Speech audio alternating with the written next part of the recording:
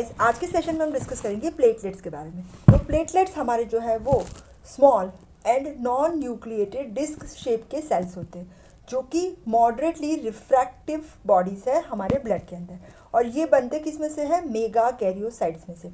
और प्लेटलेट का important function है ब्लड कोएगुलेशन, जिसे कहते हैं हीमोस्टेसिस। नॉर्मल प्लेटलेट काउंट है हमारा 2 लाख से लेके 3,50,000 पर क्यूबिक मिलीमीटर। और प्लेटलेट प्रोडक्शन को कंट्रोल कौन कर रहा है? हमारा जैसे एरिथ्रोसाइट के लिए एरिथ्रोपोएटिन है, ऐसे प्लेटलेट के लिए थ्रोम्बोपोएटिन और दूसरे साइटोकाइंस हैं। प्लेटलेट की मॉर्फोलॉजी की बात कर रहे हैं तो प्लेटलेट का डायमीटर है 2 to 4 माइक्रोमीटर, वॉल्यूम है 7 to 8 क्यूबिक माइक्रोन, और इसका शेप होता है अगर एक्टिव है तो स्फेरिकल या रॉड शेप, इनएक्टिव है तो ओवल या डिस्क शेप, और दूसरे भी अनयूजुअल शेप्स होते हैं। प्लेटलेट के स्ट्रक्चर में सेल मेम्ब्रेन आएगा, साइटोप्लाज्म होगा, और मेनली इसके अंदर माइक्रोट्यूब्यूल्स होते हैं। सेल मेम्ब्रेन जो इसकी थिकनेस है अबाउट 6 नैनोमीटर, और इसके अंदर होते हैं लिपिड्स, कार्बोहाइड्रेट्स एंड प्रोटीन्स, और साथ साथ में इंपॉर्टेंट सब्सटेंसेस है ग्लाइकोप्रोटीन्स एंड फॉस्फोलिपिड्स। ग्लाइकोप्रोटीन्स का काम क्या होता है? जो प्लेटलेट के ग्लाइकोप्रोटीन्स है यहाँ पे दिखाए हुए हैं, ग्लाइकोप्रोटीन्स जो प्लेटलेट के हैं वो प्लेटलेट को एडहेर नहीं होने देते नॉर्मल एंडोथेलियम के साथ। ठीक है, जब एंडोथेलियम नॉर्मल है तो प्लेटलेट वहाँ जाके चिपक नहीं जाएंगे, एडहेर नहीं होंगे।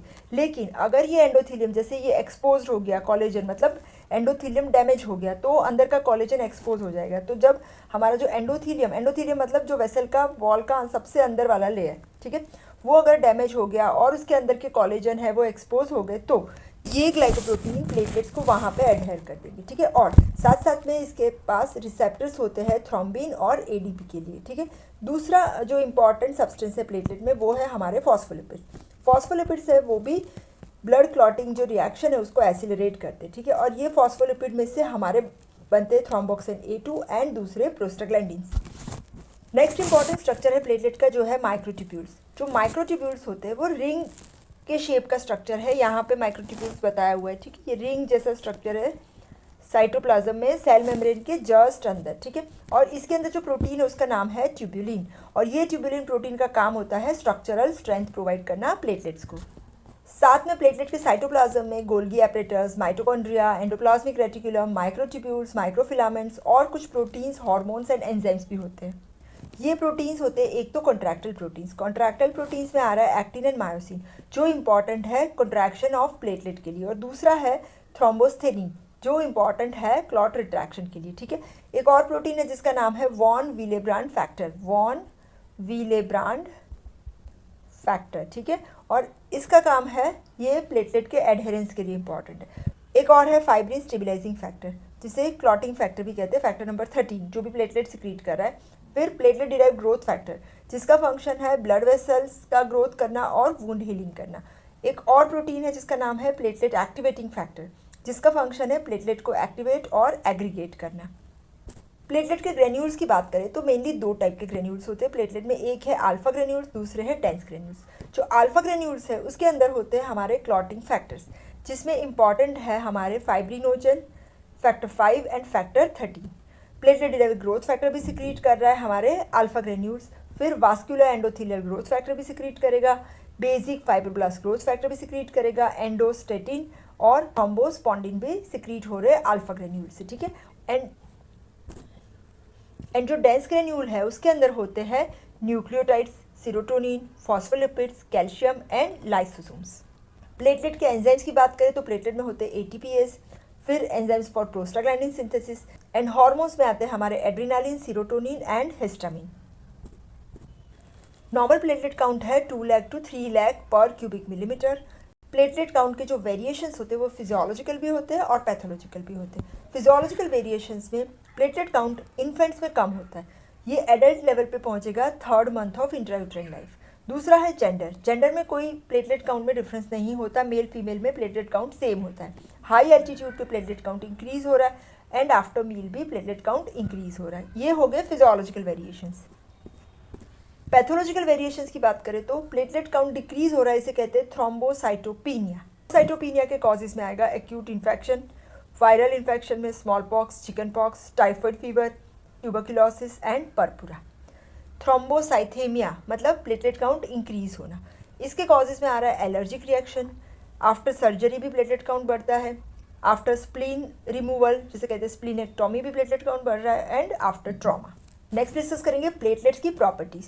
तो सबसे पहली प्रॉपर्टी है एडहेसिवनेस। एडहेसिवनेस मतलब जो हमारा एंडोथीलियम है जब रफ हो जाएगा तो हमारे प्लेटलेट वहाँ जा कर के एडहेर करेंगे, स्टिक हो जाएंगे, ठीक है। और जब एंडोथीलियम डैमेज हो रहा है तो जो एंडोथीलियम के नीचे सब एंडोथीलियल कॉलेजन है वो एक्सपोज हो जाएगा, ठीक है। और ये कॉलेजन जब प्लेटलेट के कांटेक्ट में आ रहा है तो हमारे प्लेटलेट जो है वो एक्टिवेट हो जाएंगे और वो एडहेर करेंगे कॉलेजन से। और ये जो एडहेशन है इसके लिए एक और फैक्टर भी चाहिए जिसका नाम है वॉन विलेब्रांड फैक्टर, और ये सिक्रीट हो रहा है प्लेटलेट में से भी सिक्रीट हो रहा है, और साथ साथ में ये डैमेज्ड एंडोथीलियम भी वॉन विलेब्रांड फैक्टर को सिक्रीट कर रहा है, ठीक है। फैक्टर्स है जो एडहेसिवनेस को इंक्रीज करे, इसमें आ रहा है collagen, ADP, P selectin, thromboxane A2, thrombin, calcium and von Willebrand factor हमने ऑलरेडी डिस्कस कर दिया। तो ये पहली प्रॉपर्टी हो गई प्लेटलेट की, एडहेसिवनेस। नेक्स्ट प्रॉपर्टी है प्लेटलेट की एग्रीगेशन। एग्रीगेशन मतलब ग्रुपिंग, इकट्ठा हो जाना, ठीक है। तो एग्रीगेशन के लिए इंपॉर्टेंट है एडीपी एंड थ्रोम्बोक्सिन A2।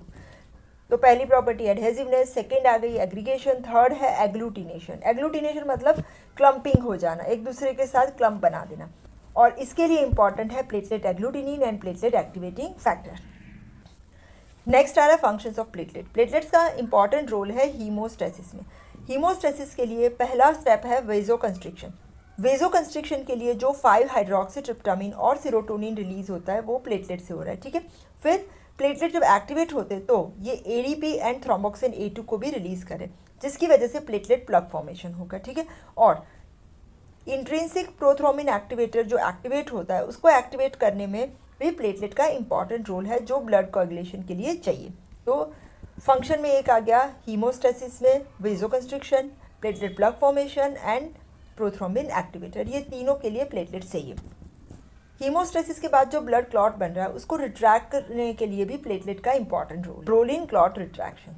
दूसरा है कि repair of ruptured blood vessel. अगर कोई ब्लड वेसल रप्चर हो गई तो उसको रिपेयर करने के लिए भी platelet derived growth factor PDGF इसका इंपॉर्टेंट रोल है। और डिफेंस मैकेनिज्म में भी प्रॉपर्टी ऑफ एग्लूटिनेशन जो प्लेटलेट की है वो इंपॉर्टेंट रोल प्ले कर रही है। नेक्स्ट आ रहा है डेवलपमेंट ऑफ प्लेटलेट। प्लेटलेट्स हमारे बनते हैं प्लूरीपोटेंट हीमोपोएटिक स्टेम सेल्स में से, जिसमें से हमारे RBCs WBCs भी बन रहे हैं, ठीक है। प्लूरीपोटेंट हीमोपोएटिक स्टेम सेल में से हमारे बनेंगे colony forming unit mega karyocytes. Mega karyocytes जो है इसमें से हमारे बन रहे हैं प्लेटलेट, ठीक है। तो और ये जो प्लेटलेट बन रहे हैं प्लेटलेट के प्रोडक्शन के लिए colony stimulating factor and thrombopoietin, ये दो इंपॉर्टेंट फैक्टर्स है वो चाहिए। कॉलोनी स्टिमुलेटिंग फैक्टर्स हमारे monocytes and T lymphocyte secrete कर रहे हैं, और थ्रोम्बोपोइटिन लीवर और किडनी सिक्रीट कर रहे हैं। तो ये आ गए steps pluripotent haemopoietic stem cells, इसमें से colony forming unit, mega karyocytes ये वाले, और इसमें से प्लेटलेट्स। प्लेटलेट की लाइफ स्पैन है अबाउट 8 to 11 डेज, और उसके बाद जो स्प्लीन में मैक्रोफेजिस है वो प्लेटलेट का डिस्ट्रक्शन करते हैं। तो इसीलिए स्प्लीन जब एनलार्ज हो जाती है तो ज़्यादा डिस्ट्रक्शन होगा तो प्लेटलेट काउंट डिक्रीज हो जाएगा, और जब स्प्लीन रिमूव कर देते हैं तो डिस्ट्रक्शन कम हो जाएगा तो प्लेटलेट काउंट बढ़ जाएगा। अभी प्लेटलेट्स के एक्टिवेटर और इनहिबिटर्स कौन कौन से। प्लेटलेट के एक्टिवेटर्स में आएगा एक कॉलेजन, जब कॉलेजन एक्सपोज हो रहा है तो प्लेटलेट एक्टिवेट होगी। दूसरा है वॉन विलेब्रांड फैक्टर, थर्ड है thromboxane A2 platelet activating factor, thrombin, ADP, calcium ions, P selectin cell adhesion molecule होता है ये जो एंडोथेलियल सेल्स में से सिक्रीट हो रहा है, और कॉन्वालक्सिन जो कि प्योरीफाइड प्रोटीन है स्नेक वेनम में से सिक्रीट हो रहा है। इनहिबिटर्स ऑफ प्लेटलेट में आएगा नाइट्रिक ऑक्साइड क्लॉटिंग फैक्टर्स, जिसमें आ रहा है 2, 9, 10, 11, 12, प्रोस्टासाइक्लिन, जो कि ADP के ब्रेकडाउन से सिक्रीट हो रहे हैं।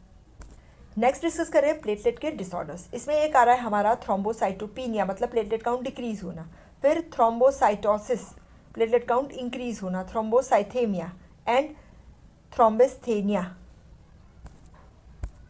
तो थ्रोम्बोसाइटोपिनिया मतलब प्लेटलेट काउंट डिक्रीज होना, तो ये कब होगा? कॉमन कॉजेज में आ रहा है हमारा एक्यूट इन्फेक्शन में, या ल्यूकेमिया के अंदर, या एप्लास्टिक एनीमिया या परनीशियस एनीमिया में जब बोन मैरो प्रोडक्शन डिक्रीज कर रहा है, कुछ वायरल इन्फेक्शन जैसे कि चिकन पॉक्स, स्मॉल पॉक्स, और स्प्लीनोमेगाली जिसमें स्प्लीन एनलार्ज होती है तो प्लेटलेट का डिस्ट्रक्शन बढ़ रहा है, कुछ fever, typhoid, tuberculosis, thrombocytopenic purpura and Gaucher's disease.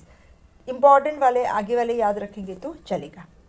Next है थ्रोम्बोसाइटोसिस मतलब प्लेटलेट काउंट इंक्रीज हो रहा है। तो इसके कॉजेज़ में आएंगे एलर्जिक कंडीशन है, फिर एस्फेक्शिया है जिसमें ऑक्सीजन नहीं मिल रहा है, हेमरेज है, बोन का फ्रैक्चर है, या सर्जिकल ऑपरेशन है, या स्प्लीन रिमूव कर दिए तो प्लेटलेट का डिस्ट्रक्शन कम हो जाएगा, रूमेटिक फीवर है, ट्रॉमा है, इन सब सिचुएशन में प्लेटलेट काउंट इंक्रीज़ हो रहा है।